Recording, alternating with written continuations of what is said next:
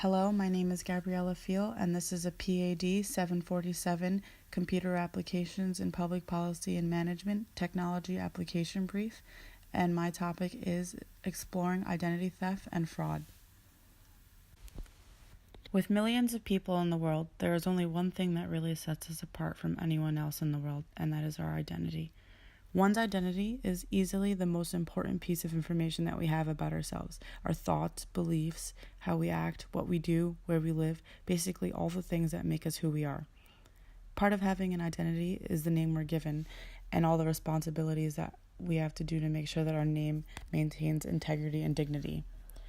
So, when someone's identity is wrongfully stolen, it causes much chaos and trouble for that person. This technology application brief is going to explore the history of identity theft and aim to explain why it has become such a huge issue in today's world that is fueled by technology and its advances. Furthermore, this paper will use the empirical research and statistics that have been gathered to identify some of the ways in which these types of horrific cybercrimes can be prevented, and hopefully there can be an end to them for the future. Identity theft is a crime of obtaining the personal or financial information of another person for the purpose of assuming that person's name or identity to make transactions or purchases. Identity theft is committed in many different ways, and most common forms are through bank account and credit card statements.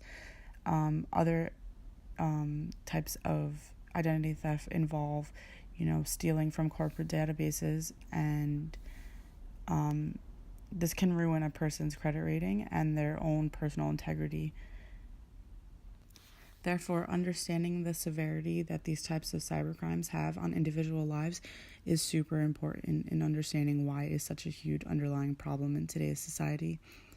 In 1998, legislation had created a law called the Identity Theft and Assumption Deterrence Act of 1998, which basically established identity theft and fraud to be considered a federal crime. The thing about identity theft that is very scary is that it can target any age and any demographic, and it really has no limit on who it can get to. According to the Federal Trade Commission's annual summary of consumer complaints for 2015, identity theft complaints were the second most reported, increasing more than 47% from 2014. And identity theft complaints had been in the top category for the past 15 years. Therefore, this is just an ongoing issue that seems to be getting worse as years go on and technology advances. Basically, there are 10 categories that exist for identity thefts that I have discovered through my research. The most popular of these is called account takeover identity theft. The other 9 mentioned are new account identity theft, tax identity theft, medical identity theft, employment identity theft, child identity theft, senior identity theft, criminal identity theft, and estate identity theft. Identity theft and fraud can take the face of any of those mentioned, but it's crucial to understand that each of these categories are targeted through different forms or different types of identity theft and fraud, which will be discussed in the next slide.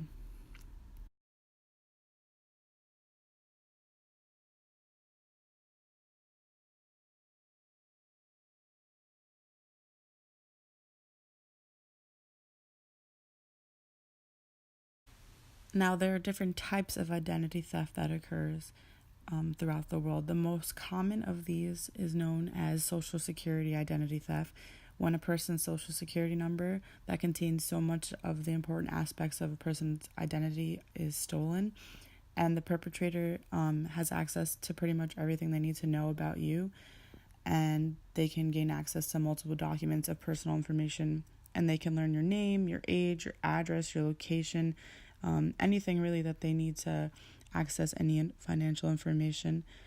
The government basically gives us our Social Security number to identify us, for them to basically figure out who we are. So when somebody steals our Social Security number, the government isn't aware that that's not actually them. So it causes, a lot of issues. Another type of identity theft is financial theft.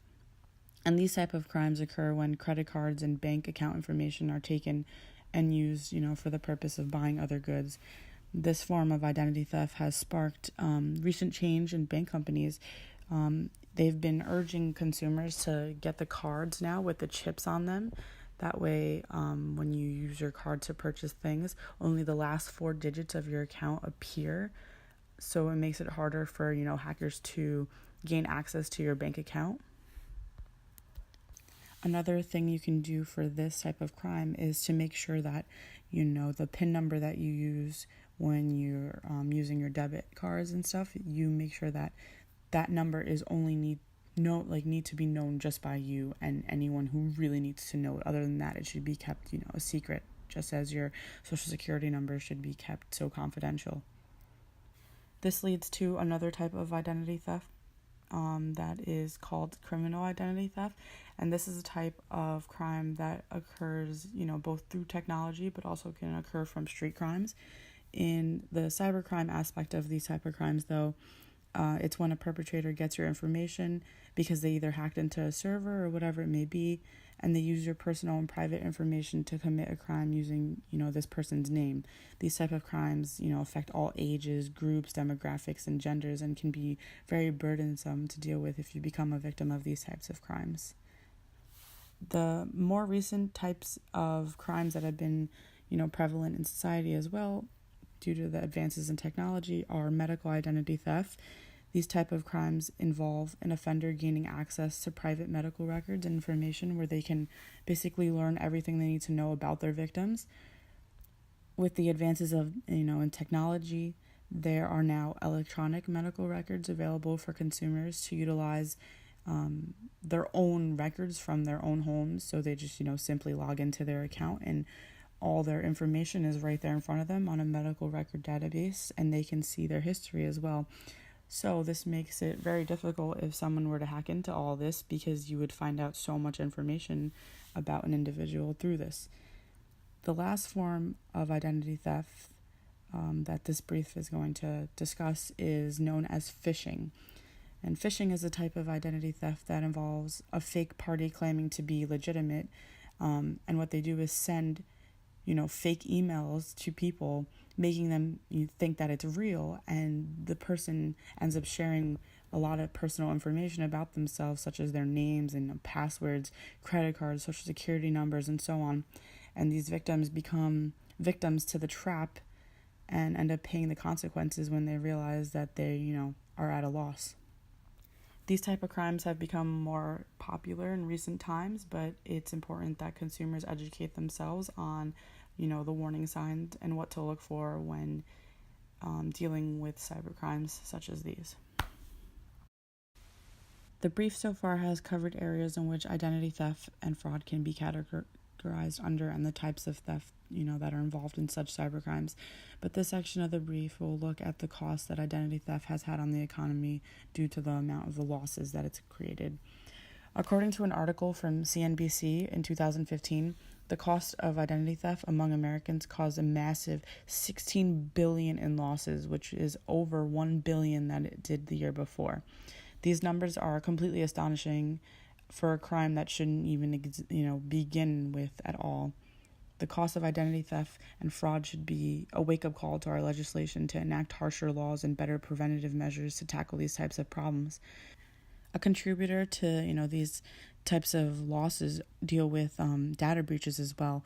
So the U.S. has 3 kinds of credit bureaus: Equifax, Experian, and TransUnion. Consumers who use these credit bureaus can access their records by simply going onto the servers and just, seeing their information right there. However, when breaches occur, suddenly millions of people's information are leaked to servers, and, there's no legit protocol that occurs when these credit bureaus lose millions and millions of people's information. One of the most notable examples of this is when the Equifax breach occurred in 2017, where nearly 143 million Americans were affected when their names, social security numbers, birthdays, locations, and everything were leaked. This breach left so many people in awe and confusion on what to do and how to protect their identity. Not only this, but people wanted to figure out ways in which, these type of leaks wouldn't happen again in the future, so they didn't have to worry. A lot of these people, look to the government on trying to figure out ways and means of prevention for these type of crimes.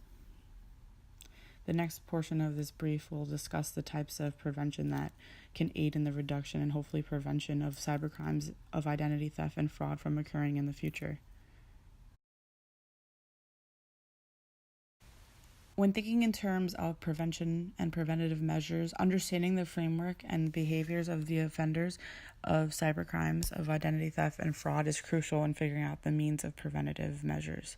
In addition, being able to make consumers less fearful of being victims of identity theft and fraud and educating them on ways of preventing crimes like this from occurring against them will be beneficial for an effective preventative measure to be put in place. So the first one that I have come up with is called the check and double check. And basically what this means is the person or the victim can reduce and stop these type of crimes from occurring by checking credit reports, shredding documents with personal information, and changing passwords on a financial account from time to time.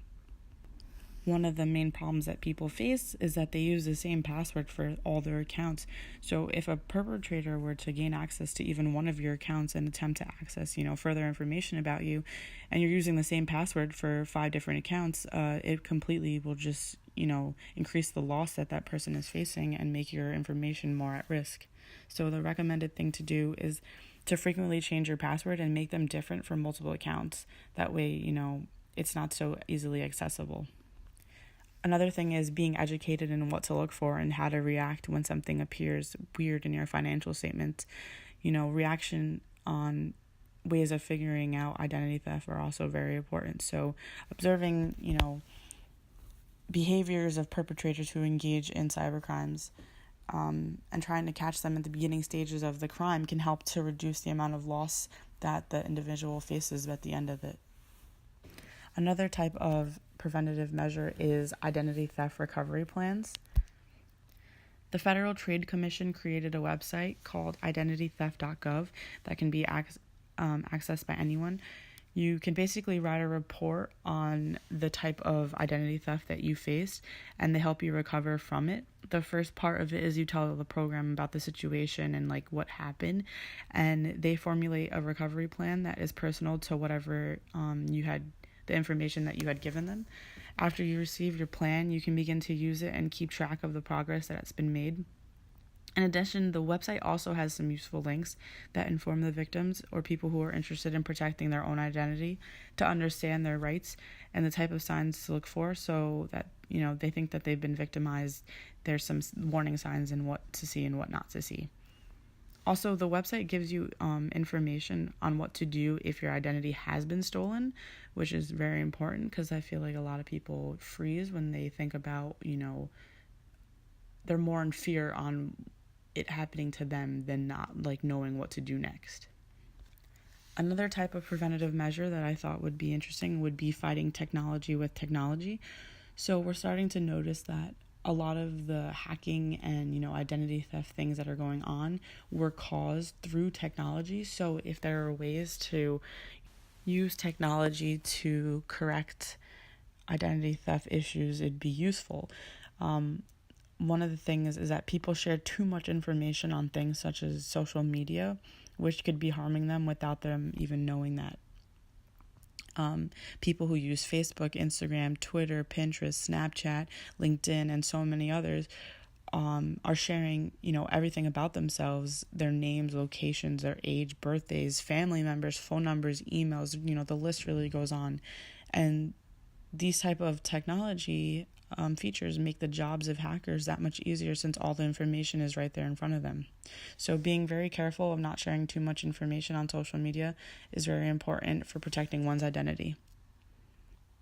The company Apple has created a few ways of using technology to actually combat identity theft and hacking issues.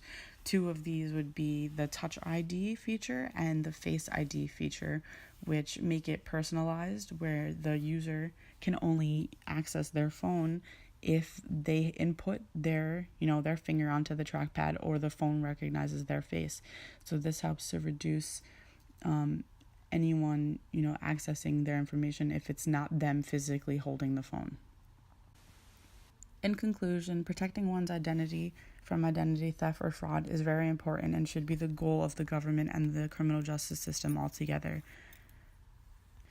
This technology application brief was formed to educate the reader on the severity of identity theft and fraud and its prevalence in today's technology. Although there are no quick fixes that can stop cybercrimes and instances of identity theft and fraud from occurring, there are ways in which an individual can stay on top of his or her own information to make sure that they are not at risk or victims of these types of cybercrimes. Thank you for listening, and I hope you learned something new about identity theft and prevention.